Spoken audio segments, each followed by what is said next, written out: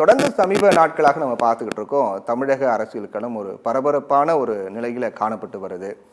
மத்திய உள்துறை அமைச்சர் அமித்ஷாவின் குற்றச்சாட்டுக்கு கட்டாயத்தின் பேரில் வேறு வழியில்லாமல் நான் பதில் கூறுகின்றேன் என்று கடுமையான விமர்சனங்கள் முன்வைத்து பல கேள்விகளையும் அவர் எழுப்பியிருக்காரு தமிழக முதலமைச்சர் மு.க.ஸ்டாலின். இது ஒட்டுமொத்தமாக எப்படி பார்க்குறீங்க நீங்க?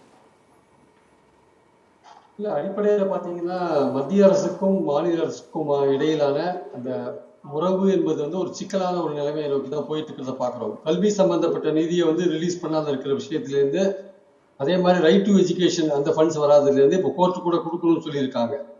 ஸோ இந்த மாதிரியான விஷயங்கள்லேருந்து பார்த்தீங்கன்னா பல சிக்கல்கள் மத்திய மாநில அரசு உறவுகள் இருக்கு. நியாயமாக நமக்கு கிடைக்கக்கூடிய ஃபண்ட்ஸ் கிடைக்கலன்ற ஒரு விஷயத்தையும் நம்ம பார்க்குறோம் நம்ம. ஸோ இந்த சூழல்ல அமித்ஷா மதுரையில சொன்ன குற்றச்சாட்டுகள், அதாவது மத்திய அரசோட அந்த ஃபண்ட்ஸ் எல்லாம் சரியா பயன்படுத்துறது இல்லை, அது மாதிரி விஷயங்கள், லேபிள் மட்டும் ஒட்டிக்கிறாங்க அப்படின்ற மாதிரியான விஷயங்கள், அப்புறம் டாஸ்மாக் ஊழல் போன்ற விஷயங்கள், இந்த மாதிரி பல விஷயங்களை அவர் சொல்லிட்டு போனாரு. ஆனா உண்மையிலேயே பாத்தீங்கன்னா எந்த ஒரு சென்ட்ரல் ஸ்கீமும் முதல்வர் சொன்ன மாதிரி மாநில அரசோட உதவி இல்லாம இயங்குறது ரொம்ப கஷ்டம்.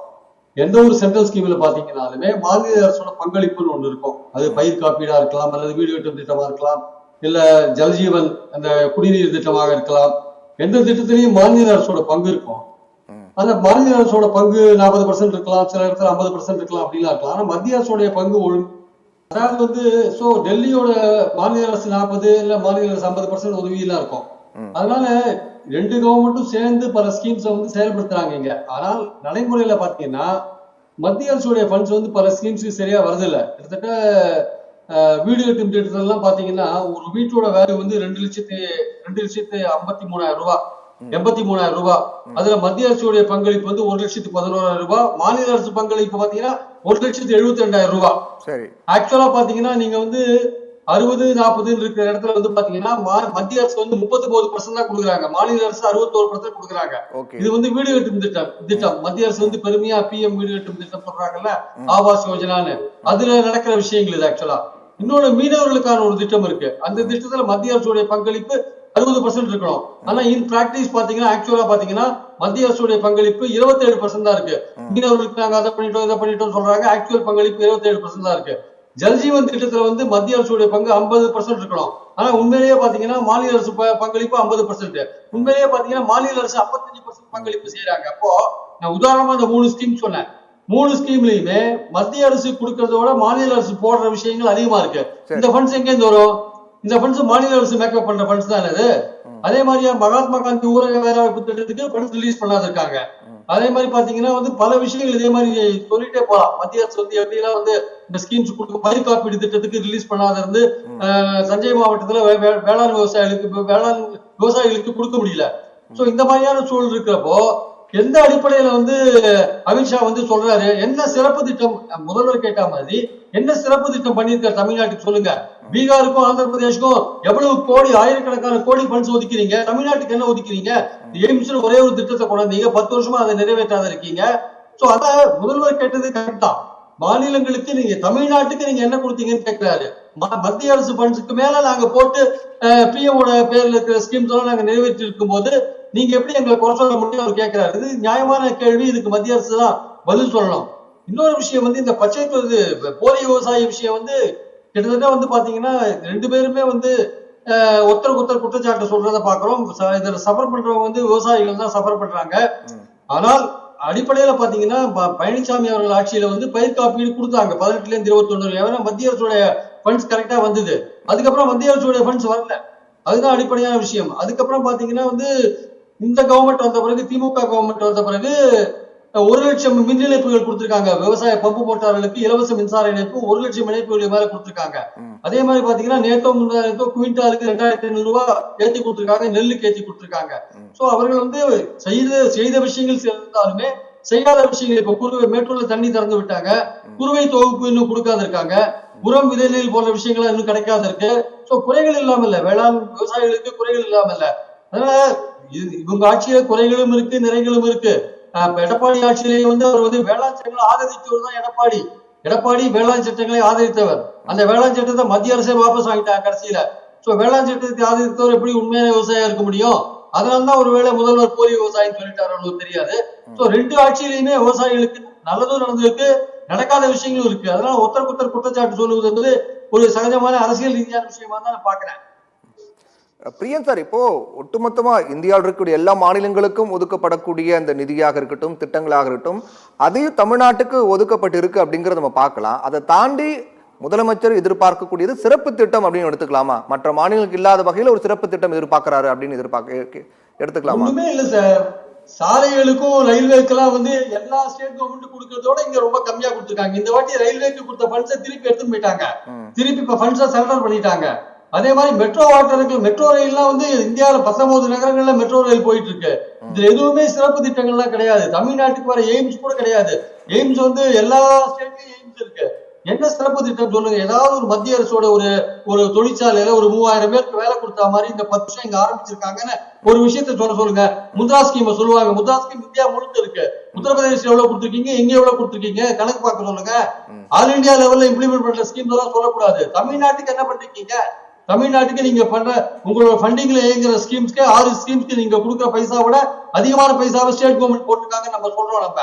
அதனால மத்திய அரசு ஸ்பெஷலா தமிழ்நாட்டுக்கு எதுவும் பண்ணலன்றதா இங்க அடிப்படையான விஷயம். மத்த ஸ்டேட்ஸ்ல பண்ற அதே ஸ்கீம் இங்க பண்ணிட்டு நாங்க இங்க பண்ணிருக்கோம் சொல்றது அர்த்தம் கிடையாது. ரெண்டாவது வந்து யூபி ஆட்சியை 10 வருஷம் ஆட்சியில ஏதோ 1 லட்சம் கோடி தான் ஒதுக்கினாங்க, நாங்க 10 லட்சம் கோடி ஒதுக்கணும்னாங்களே. இன்னைக்கு உங்க வருமானம் என்ன? மத்திய அரசோட வருமானம் என்ன?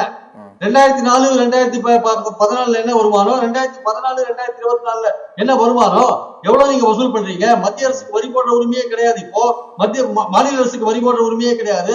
மாநில அரசு எங்க இருந்து ஃபண்ட்ஸை தட்டுவாங்க? அவங்களுக்கு 2-3 ஐட்டம் தான் இருக்கு வரி போடுறதுக்கு. நீங்க ஜிஎஸ்டி போட்டு அதை எடுத்துக்கிறீங்க, அதுல இருந்து பிரிச்சு கொடுக்குறீங்க. உங்க நேரடி வரி வருவாய் எப்போ இன்க்ரீஸ் ஆயிருக்கு? எத்தனை மடங்கு இன்க்ரீஸ் ஆயிருக்கு? நீங்க 41% பிரிச்சு கொடுக்குறோம், ஆனா நீங்க 33% தான் கொடுக்குறீங்க. ஏன் இந்த பாகுபாடு? மத்ததெல்லாம் செஸ்ன்னு போட்டு நீங்க எடுத்து உங்க ஸ்கீமுக்கு யூஸ் பண்ணிக்கிறீங்க. சோ மொத்தத்துல மத்திய அரசு மாநில அரசுகளை வஞ்சிக்கிறது, அது தமிழ்நாட்டில் நிறையவே வஞ்சிக்கிறது என்பது கருத்து. மத்த ஸ்டேட்ஸ்ல இம்ப்ளிமெண்ட் பண்ற அதே ஸ்கீம்ஸ் இங்க சொன்னா அது வந்து சரியான ஒரு பொருத்தமான ஒரு பதில் ஆகாது என்பது என் கருத்து. சரி, பல்வேறு விமர்சனங்களையும் குற்றச்சாட்டையும் முன்வைத்திருக்காரு. அதுல மிக முக்கியமா நம்ம பார்க்கப்பட வேண்டியது அப்படின்னா, ஒட்டுமொத்தமாக மத்திய அரசு தமிழ்நாட்டுக்குன்னு ஒரு சிறப்பு திட்டத்தை இந்த 11 ஆண்டுகளில் ஒரே ஒரு சிறப்பு திட்டம் கூட இல்லை. அதையும் தாண்டி இந்தியா முழுக்க இருக்கக்கூடிய திட்டங்கள்லையும் போதிய நிதி ஒதுக்கல அப்படின்னு ஒட்டுமொத்தம் எடுத்துக்கலாம். அப்படிதானே சார்? ஆமா. சரி, பிரியன் சார், மத்திய உள்துறை அமைச்சர் அமித்ஷா பேசும்போது ஒருபுறம் செங்கோலை பற்றி பேசி தமிழகத்துக்கான பெருமை அப்படின்னு குறிப்பிட்டாரு. அதற்கு பதில் கொடுத்திருக்கூடிய தமிழக முதலமைச்சர் இரும்பு காலம் தமிழகத்தினுடைய தொன்மை குறித்து பேசும்போது மத்திய அரசு அதற்கு உரிய அங்கீகாரம் கொடுக்கல, அதை பெரிதாக எடுத்துக்கவே இல்லை அப்படின்னு ஒரு குற்றச்சாட்டு முன்வைக்கிறாரு. இதை கூட்டணியில் இருக்கக்கூடிய அதிமுகவும் அமைதியாக கைகட்டி வேடிக்கை பார்க்கறாங்க விமர்சனம் முன்வைத்திருக்காரு. எப்படி பாக்குறீங்க பிரியன் சார்? அதாவது அவங்க தமிழுக்கு நாங்க பெருமை சேர்க்கிறோம்னு பாஜக சொல்றது ஓகே, அவங்களோட உரிமையை அவங்க சொல்லிட்டு போறாங்க. ஆனா தமிழுக்கு செம்மொழி அந்தஸ்து கொண்டு வந்தது வந்து யூபிஏ ஆட்சியில் தான் கொண்டு வந்தாங்க. திமுக அப்போ இங்க ஆட்சியில் இருந்து நம்ம பார்த்தோம் நம்ம. ஆமா. அதனால கீழடியோட அந்த வரலாற்று தொன்மையை மறைக்கிறதுக்கான விஷயங்கள் அந்த ரிப்போர்ட்டை ஏத்துக்காம இருக்கிற ஒரு விஷயங்களையும் நம்ம பாக்குறோம். அதாவது இரும்ப உருக்குற கலையை தமிழர்கள் 5000 ஆண்டுகளுக்கு முன்னாடியே கற்று வைத்திருந்தார்கள் என்பது தமிழர்களுடைய தொன்மையை பிரதிபலிக்கிற, அவர்கள் இவ்வளவு தூரம் அறிவுபூர்வமாக முன்னுக்கு இருந்தாங்க, எப்படி டெக்னாலஜி தொழில்நுட்பத்தை எப்போ அந்த காலத்திலே சிறந்து விளையாடுற ஒரு விஷயம் அது. ஆக்சுவலா அதை ஏத்துக்க மாட்டேன்றாங்க. ஏன்னா தமிழர்களுடைய நாகரிகம் தொன்மைன்னு சொல்றது அவங்களுக்கு ரொம்ப கஷ்டமா இருக்கு. அவர்கள் சரஸ்வதி நதி நாகரிகத்தை அவங்க அதுக்கு போதிய ஆதாரம் இல்லை அப்படிங்கிறாங்க. அது ஏற்புடையதா சார்? அவங்க குறிப்பிடக்கூடிய இந்த விஷயம் அது ஏற்புடையது இல்லைங்க. அதை தயார் பண்ண பேர்லாம் ஆராய்ச்சியாளர்கள்லாம் ரொம்ப அனுபவம் வாய்ந்தவர்கள். அவரெல்லாம் ஆதாரபூர்வமா தான் கொடுத்திருக்காங்க. அவங்க கொடுத்து 3 வருஷம் கழிச்சு அதை பண்ணிருக்காங்க. தமிழர்களுக்கு இவ்வளவு பேசுறாங்க, தமிழர்களை பத்தி இவ்வளவு தமிழர்கள் எல்லாம் பத்தி ரொம்ப அக்கறை காட்டுற மாதிரி பேசுறாங்களே. ஒரு கேள்விக்கு பதில் சொல்லி ஆனோம். அதாவது ஒரிசால வி.கே. பாண்டியன் என்கிற தமிழரை எதிர்த்து இவங்க என்னென்ன பேசினாங்க? தமிழர்கள் ஒரிசாவில் ஆட்சி செய்வதான் கேட்டாங்க. அது மட்டும் கேட்டாங்க, ஒரிசால இருக்கிற லார்ட் ஜெகநாத்தோடைய அந்த கோவிலுடைய பொக்கிஷாரையோட சாவி அது தமிழ்நாட்டில் இருக்குன்னு சொன்னாங்க. தமிழர்களுக்கு திருட்டு சூட்டியவர்கள் தான் பாஜகவினர். ஒரிசால ஓட்டு வாங்குறதுக்கு தமிழர்களை தாக்குறாங்க, இங்க தமிழர்களுக்கு பத்தி சிறப்பா பேசுறாங்க. இதே சார் ரெட்டை விஷயம். இது ஆக்சுவலா தமிழர்களோட தொன்மையை ஏத்துக்க மாட்டேன்றாங்க. இதெல்லாம் எப்படி ஒத்துக்க முடியும்? அந்த கீழடி அறிக்கையை தயாரித்தவர்கள் நன்கு படித்த மெத்த அனுபவமிக்க ஆராய்ச்சியாளர்கள், தொல்பொருள் ஆராய்ச்சியாளர்கள். அவங்க தயாரிச்ச அறிக்கையை 4-5 வருட காலம் வைத்துவிட்டு அந்த அதிகாரியும் டிரான்ஸ்பர் பண்ணிவிட்டு இப்போ இது வந்து கிளாரிபிகேஷன் எல்லாம் கேட்கறாங்க. இது வந்து காலம் தாழ்த்துற முயற்சி மட்டுமல்ல, தமிழர்களின் தொன்மையை ஏற்றுக்காத ஒரு போக்குதான் மத்திய அரசு நம்ம பாக்குறோம். சரி.